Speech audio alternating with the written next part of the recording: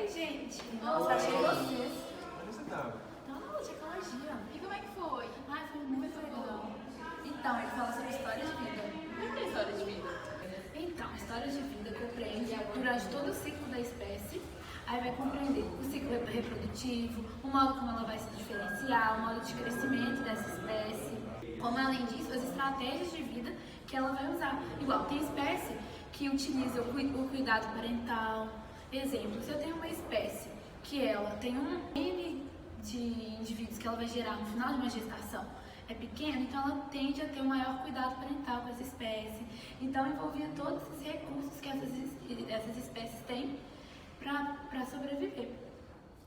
Então, a gente também pode falar de quesitos evolutivos. Quando a gente pensa que indivíduos que têm recursos limitados nesse ambiente, ele não vai conseguir ter o seu sucesso evolutivo, sucesso reprodutivo, já que esse ambiente não vai estar mais propício para ele. Então, vai selecionar aqueles indivíduos que vão conseguir, que conseguem sobreviver nesses recursos limitados. E vão se sobressair em relação aos outros, né? Isso. E aí um exemplo que ele deu foi do rompimento da barragem de Brumadinho. Por quê? Quando a gente pensa em história de vida, a gente tem que pensar no ambiente. E esse rompimento foi exatamente isso. Como a gente teve um ambiente que estava devastado, destruído, influenciou em várias espécies. A gente pode dar um exemplo também, né, da Mata Atlântica que estava lá. Então, a parte ciliar, a gente pode até pensar no efeito de borda, porque essa mata ciliar que foi degradada, ela vai cada vez mais distanciando essa parte. E pode afetar a cadeia trófica de toda a região, né? Sim. Que está próxima à barragem. Pensando também que é uma área de grande biodiversidade a Mata Atlântica. Verdade. Interessante que você falou de Mata Atlântica, porque eu estava lendo ultimamente sobre a questão dos mamíferos, né? Referente a esses atos de Brumadinho. Foi porque 35 espécies de mamíferos foram decretadas em risco de extinção. E uma delas relacionada a essa Mata Atlântica que você falou era o macaco guigó, que ele é exclusivo da Mata Atlântica. Uma coisa bem interessante relacionada à história de vida que você está falando é em relação à reprodução deles, pois um casal deles dá origem gera um filhote e a gestação dura 4 meses. Então, quando eles são juvenis, os macacos, eles ficam em grupo, eles ficam próximos uns aos outros. Mas, porém, quando eles crescem, eles se dispersam. E essa dispersão deles acaba acarretando numa fragmentação do habitat. E isso gera poucas opções para reprodução. Então, você pensa, se acontecer alguma coisa, como eles ficam em pequenos grupos e é muito fragmentado, acaba que A reprodução fica afetada. Isso, né? exatamente. E também tem outro porém, o habitat deles, eles vivem num ambiente específico, floresta tropical.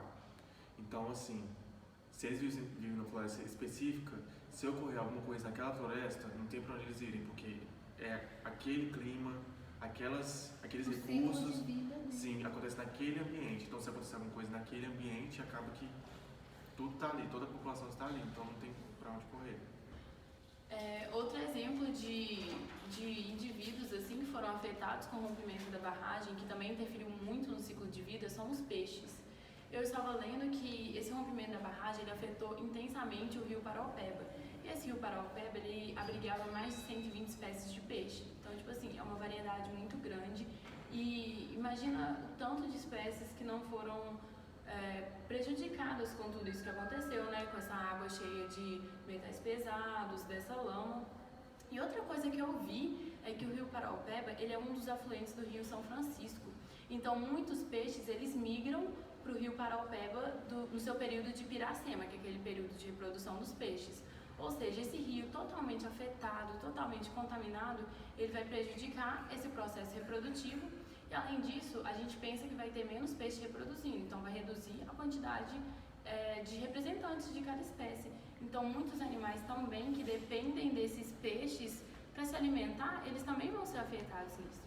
Além disso, gente, uma coisa muito interessante que eu estava buscando na internet esses dias sobre esse rompimento é que tem uma pesquisa realizada pela Universidade Estadual Fluminense, pelo Instituto Butantan e pela Universidade Federal do Rio de Janeiro, que eles estavam estudando os efeitos dessa água e da lama em embriões de um peixe que é chamado de paulistinha. Eles pegaram diversas fases de desenvolvimento desse peixe, tanto o embrião, quanto a larva, quanto o adulto.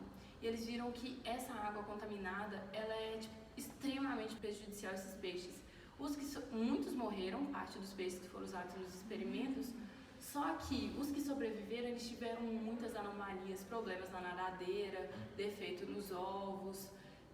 Nossa, tiveram muitos problemas, em alguns encontraram até hemorragia, para vocês verem como que foi o impacto extremamente catastrófico em muitas espécies, sabe, gente? Porque, principalmente a reprodução, imagina se esses peixes tiverem tudo problema de reprodução, como que a gente vai perpetuar essas espécies, né? É uma coisa muito complicada.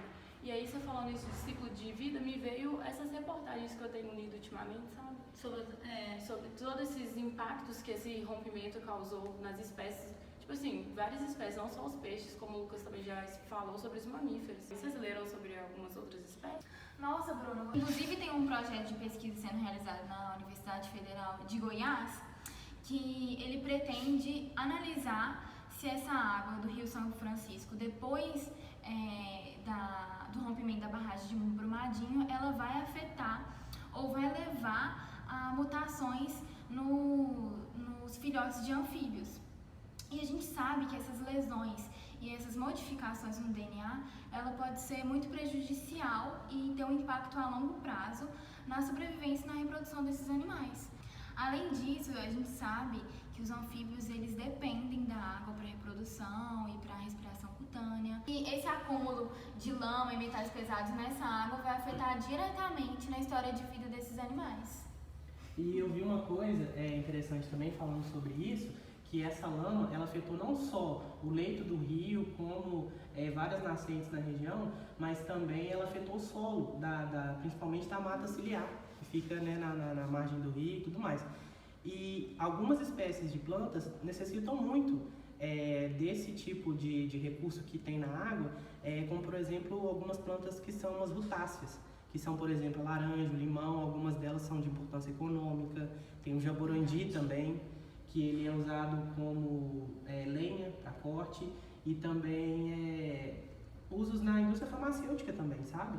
E o jaborandi, ele é uma planta que é dispersada por uma ave, que é o beija-flor de gravata verde, que é uma planta que é endêmica da região e que ela é um importante polinizador de várias plantas dessa família, sabe? E ela foi afetada também pelo rompimento da barragem. E ela está ameaçada de extinção, está na lista de animais que estão no crítico, no vermelho. Além dela, tem uma outra ave bem grande que tem na região também, que é a águia cinza. Ela opta pela estratégia de vida do tipo heterótropa, que é quando o indivíduo ele investe mais na reprodução, tem um número menor na prole, mas é uma prole que vai ter mais condições de sobreviver no ambiente. E maior qualidade de vida exatamente, no geral maior também, qualidade né? de vida no geral. E essa ave, por exemplo, ela costuma botar geralmente um único ovo, e depois que o filhote nasce, ela cuida do filhote por 6 meses, o que é um tempo muito grande para uma ave, geralmente, é muito tempo. E ela se alimenta de pequenos animais, tipo roedores, lebre, e também de alguns répteis que vivem na mata ciliar e até anfíbios também. E como afetou diretamente o ambiente que ela vive, que ela costuma construir ninho em cima do jaborandi, que já é uma espécie que está lá também, e ela se alimenta desses tipos de animais que vivem na borda do rio, ela foi completamente afetada pelo que aconteceu. E ela também está muito ameaçada de extinção. Além dessas duas aves, pelo que se foi falado nos primeiros dados que saíram a respeito do desastre, mais de 100 espécies de aves diferentes foram afetadas e entre elas muitas estão ameaçadas de extinção.